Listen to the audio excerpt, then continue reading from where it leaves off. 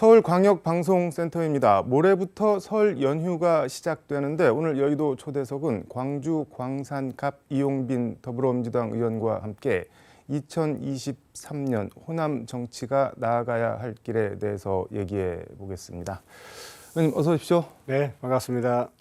일단 지역 정가 현안 얘기는 조금 뒤에 하고, 이재명 대표 검찰 소환 지금 두 번째 소환 통보를 받았는데 어제 27일 날 설 연휴 끝나고 출석하겠다 이렇게 밝혔는데 워딩이 상당히 셌습니다. 뭐 변호사비 대납 의혹에 대해서 도깨비 같은 일이다, 마녀 사냥이다, 기소하면 미친 것, 미친이라는 표현까지 나왔는데 그만큼 자신이 있다는 건가요? 어떻게 봐야 될까요?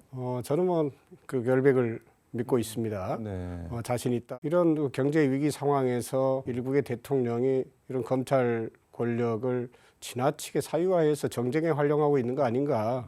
답을 정해놓고 기후재진에는 색으로 증거가 나올 때까지 한번 가보자 이런 느낌이 드는데, 증거가 나오면 어떻게 하나요? 기후제든 뭐든. 근데 지금 상황을 보면은 이미 오래전부터 먼지를 탈탈 털었고, 마치 이제 쉬운 말로 없는 먼지를 뒤집어 씌워서 지금 먼지를 털고 있는 거 아닌가. 먼지를 뒤집어 씌우고 있다. 그렇죠. 그러니까 우리 민주당의 당 대표에게 또 어찌 보면 다음 또 대선 후보로 1위로 거명되고 있지 않습니까? 근데 그런 분에게 지나치게 흠집 내비기를 하고 있고, 또 민주당의 어떤 부도덕성을 프레임으로 뒤집어 씌우고 있다. 그렇게 보여지는 거죠. 프레임 말씀을 해주셨는데 어제 이 대표가 검찰 출석 의사를 밝히면서 또 부르니까 간다 이렇게 말씀을 하셨습니다. 그러니까 국민의힘에서는 무슨 유체이탈 화법이냐, 범죄 피의자로 검찰에 불려가면서 부르니까 간다, 이게 무슨 말이냐 이렇게 약간 비아냥대던데 그건 어떻게 보셨나요? 글쎄 이제 그것을 유체이탈 화법으로 보는 것은 이렇게 혐의 사실들을 국민들에게 나팔을 불어대면서 마치 기정사실화하는 이러한 행동들, 그리고 법무부 장관이 나서서 마치 수사 가이드라인을 지령하듯이 하는 이 태도를 보면은 대한민국이 이제 요즘 유검 무죄, 무검 유죄 그런 이야기들 많이 하고 있잖아요. 유검 무죄? 검찰이 하면은 검찰 권력을 가지고 있으면은 죄가 없고, 그렇죠? 네, 무검 유죄. 무검 유죄는 김건희 여사 말씀하시는 그렇죠. 건가요? 네, 김건희 수사는 왜 안 하는 거냐? 김건희 조사 빨리 해라 하는 것이 우리 지지자들뿐만 아니라 국민들께서 지금 우려 시선으로 보고 계시는 거죠. 그 육군 대장 출신 김병주 의원과 함께 호남 정치와 윤석열 정부가 나아가야 할 길을 주제로 유튜브 생방송을 진행했는데, 일단 궁금한 게 김병주 의원은 고향이 경북 예천이고 군 출신이고 그 의원님이랑 별 접점이 없어 보이는데 어떻게 두 분이 같이 호남 정치를 주제로 대화를 하신 건가요? 일단 김병주 의원께서는 이제 육군사관학교 40기신데 제가 사실은 육군사관학교 43기로 1년을 채 마치지 못하고 자퇴를 했어요.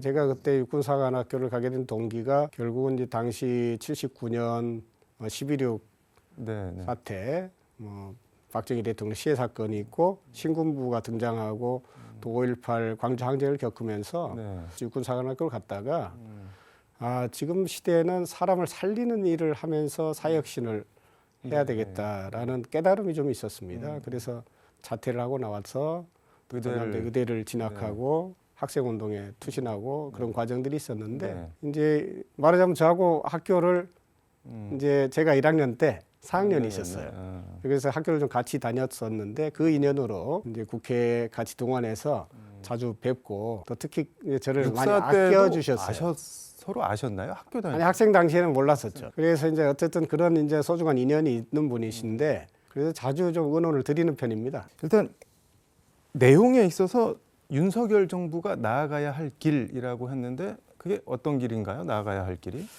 결국은 이제 윤석열 정부가 대선 당시에 약속했던 것들 지키지 않거나 오히려 지난 정부에서 역행하는 부분들이 많이 존재를 했습니다.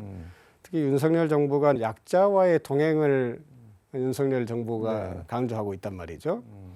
그런 과정에서 이제 가장 중요한 국민의 생명과 안전을 지키는 것이 중요한데, 국민의 생명과 안전과 결부되는 것이 결국은 의료 문제이거나 안보 문제거든요.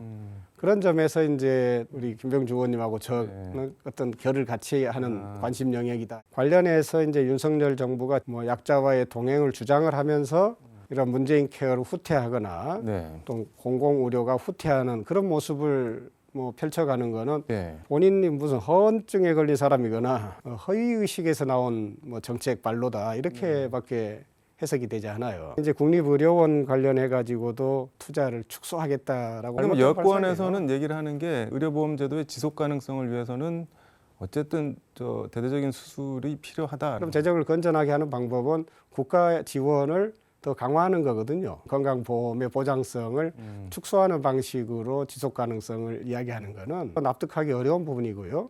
실제로 초음파나 MRI 관련된 예산이 국민건강보험의 재정을 뭐 위태롭게 할 정도의 그런 비율도 되지가 않습니다. 굉장히 작은 부분이에요. 그런 것들을 이렇게 들먹이는 것은 과거의 신자유주의 어떤 경제 이론으로 모든 것을 민영화해야 또 시장에 맡겨놔야 잘 된다. 뭐 이런 식의 태도로밖에 보여지지 않는 것이죠. 이게 지금 의료 민영화 전 단계 수순이라고 보고 계신 건가요? 건강보험 전반적으로 후퇴가? 공공의료 분야 또 국가가 책임져야 될 의료 분야를 축소시키겠다. 이게 윤석열 정부가 나아가야 할 길 주제가 너무 추상적이어서 이거 계속 얘기하면은 시간이 안 될 것 같고 너무 다양한 분야에서 뭐 후퇴를 하고 있기 때문에 나아가야 될 길을 말씀드리는 거는 그 반대 방향으로 가시면 되는데 지금 가는 것과 반대 방향으로 가면 된다. 그러니까 문재인 케어를 비난할 게 아니라 윤석열 케어를 지금 내놔야 될 때죠. 국민들께서 바라시는 게 그런 것 아니겠습니까? 호남 정치 해보겠습니다. 내년에 국회의원 총선거가 있는데 뭐 호남 정치 무엇을 해야 되고 뭐 어떻게 해야 되냐 질문이 좀 추상적이긴 한데 어떻게 해야 될까요? 호남 정치라는 게 근데 어떤 건가요? 그 사람들이 호남 정치 하는데 아무래도 이제 민주주의를 바로 세우고 지키는 역할을 호남이 해왔다라는 점에서 호남 정치 그러면은 의로움의 상징이 아니겠습니까? 그런 측면에서 정의를 수호하는 이제 우리가 호남 정신 아니 호남 정치 이렇게 표현할 때는 사실 광주 정신을 이야기할 수밖에 없고요. 이 민주주의를 지키고자 했던 것은 결국은 모두가 다 잘 사는 사회로 가기 위한 그렇다면 잘 살기 위해서 어떻게 할 것인가가 이제 지금 화두가 돼야 되고요.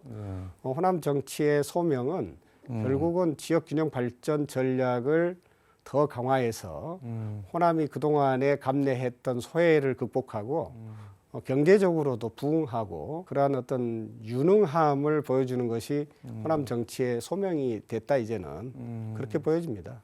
그러니까 민주주의가 후퇴하지 않도록 하고 동시에 지역 균형 발전을 선도해서 전국이 골고루 잘 사는데 좀 호남이 선도적인 역할을 해야 된다 그런 말씀으로 정리하면 되겠습니다.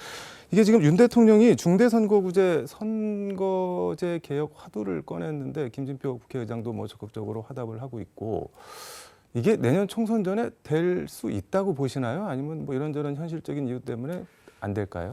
사실 선거제도 개혁과 관련해서는 어떻게 보면은 정답은 뭐 이미 알고 있는 그러니까 그 정답이라고 제가 말씀드린다면은 결국은 국민의 이제 사표가 없는 즉 지지율대로 의석수를 가져가는 정당이 다원주의의 어떤 정치 철학이라고 하는 관점에서 소수의 목소리도 대변할 수 있는 정당도 의회에 진출을 할 수 있도록 하는 것이 결국은 이 선거제도 개혁의 핵심이다.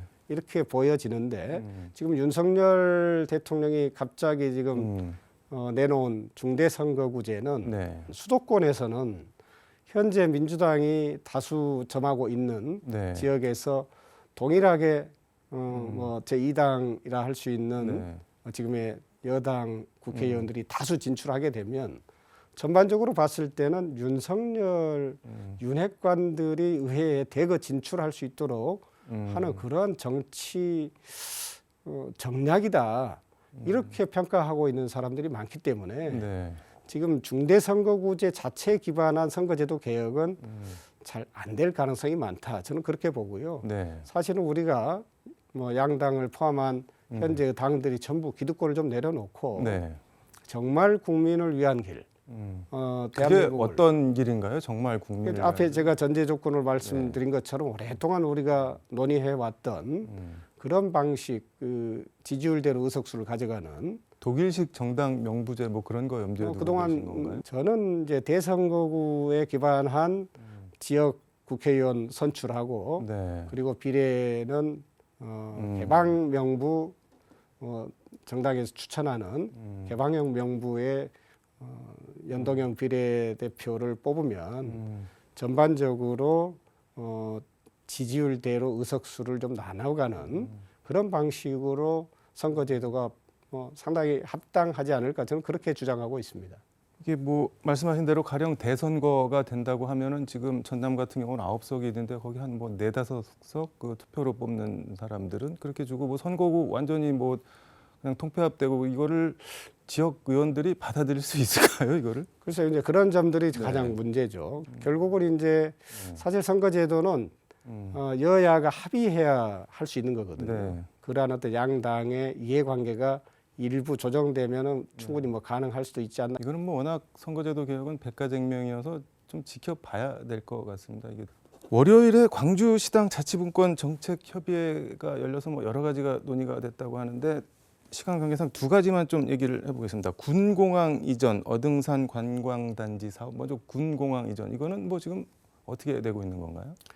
공공항 이전과 관련해서는 제가 이제 21대 총선 이후에 제일 첫 번째 법안으로 공공항 이전 특별법 개정안 발의를 했었고요. 네. 사실 이제 현재의 그러니까 기부대 양여 방식에 그리고 국방부가 이를 주도하는 방식으로는 자치단체가 나머지 부분을 다 이끌고 해결하기에는 너무 어렵다. 이거는 뭐 국가 사업으로 해야 가능한. 그럼 국방부 입장은 어떤 건가요? 하기는 하겠다는 거죠. 국방부는 당연히 뭐 네. 자치단체가 합의하면 언제든지 가능하다 이런 것들이 국방부의 입장이었다라고 보여지는데 입장이 그러면은 추진을 뭐 돈 내고 추진하고 그러면 되는 거 아닌가요? 왜 이렇게 안 되는 건가요? 네. 아무래도 이제 이 소음 피해와 관련해서 또 이것은 이제 공항 자체를 하나의 기피 시설로 바라보는 견해들이 있어서 전반적으로 봤을 때는 지역 발전을 견인하는 새로운 성장 동력이 될 수 있거든요. 네. 그렇다면 이제 그것을 뒷받침하는 국가의 의지와 예산이 대단히 중요할 겁니다. 네. 그래서 이제 최근에 송갑석 의원도 발의를 했는데 네. 송갑석 의원이 발의한 광주 군공항 이전 특별법은 결국 국가 주도의 군공항 이전을 규정하고 있다 이렇게 보시면 되고요. 제가 이제 오늘 발의를 네. 한 이 대구 광주 신공항 특별법 개정안 발의한 부분은 결국은 이제 그동안 국방부가 추진했던 사업을 네. 국가가 주도할 수 있도록 규정을 하고 있고 여기서 국가라고 하면은 그럼 정부가 이제 주도하는 것이죠. 국가가 반드시 해야 된다라는 걸 못 박는 건데 그래서 정부라는 거는 그럼 대통령실을 말씀을 하시는 그렇죠. 건가요? 그런데 이제 그 대구하고 광주가 네.